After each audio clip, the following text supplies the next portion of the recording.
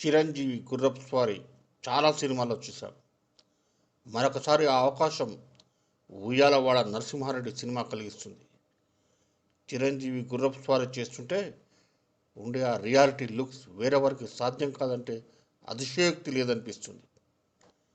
ఇంతకుముందే చాలా సినిమాలలో ఆ స్వారీ చూశాం. మొట్టమొదటి స్వాతంత్ర సమర యోధుల్లో ఒకరిగా పేరొందిన ఉయ్యాలవాడ నరసింహారెడ్డి చరిత్రనే మెగాస్టార్ 151వ సినిమా కథ. గొప్ప స్వాతంత్ర సమరయోధునిగా గుర్తింపు పొందిన నరసింహారెడ్డి కర్నూలు జిల్లాకు చెందిన ఉయ్యాలవాడ గ్రామానికి చెందినవాడు.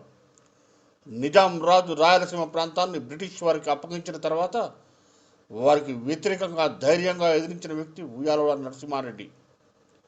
రాయలసీమ ప్రాంతంలోని 66 గ్రామాలకు చెందిన ప్రజలతో సైన్యాన్ని ఏర్పాటు చేసి బ్రిటిష్ సేనను ఎదిరించి గొప్ప పోరాట యోధుడుగా పేరొందినవాడు. ఇటువంటి ధీరోదత్తుని కథను సినిమాగా మలచడం అంటే చాలా ధైర్యంతో కూడుకున్న పని. ప్రజల గుండెల్లో ఇప్పటికీ ఉయ్యాలవాడ నరసింహారెడ్డి మేల్కొనే ఉన్నాడు. ప్రజలు అతన్ని, రాయలసీమకు చెందిన ప్రజలు ముఖ్యంగా అతన్ని ఇప్పటికీ తలుస్తూనే ఉంటారు. అతని వేషధారణను, అతని యుద్ధ నైపుణ్యాన్ని ఇవన్నిటినీ వంట పట్టించుకోవాలంటే చిరంజీవి చాలా కష్టపడాల్సి వస్తుంది.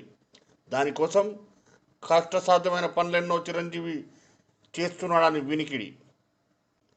ఈ సినిమా స్క్రిప్ట్లో గగురు పుడిచే యాక్షన్ సీన్లు అనేకం ఉన్నాయట.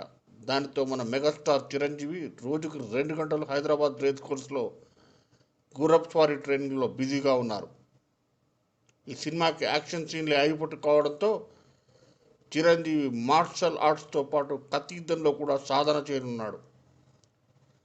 ఈ చారిత్రాత్మకమైన సినిమాని కొణిదెల ప్రొడక్షన్స్ కంపెనీ బ్యానర్ కింద మెగాస్టార్ పుత్రుడు రామ్ చరణ్ తేజ స్వయంగా నిర్మిస్తున్నాడు. సంక్రాంతి కానుకగా తెలుగు ప్రజలకు మెగా ఫ్యామిలీ అందిస్తున్న ఉయ్యాలవాడ సినిమా కోసం ఎదురు చూద్దాం. జై హో మెగాస్టార్.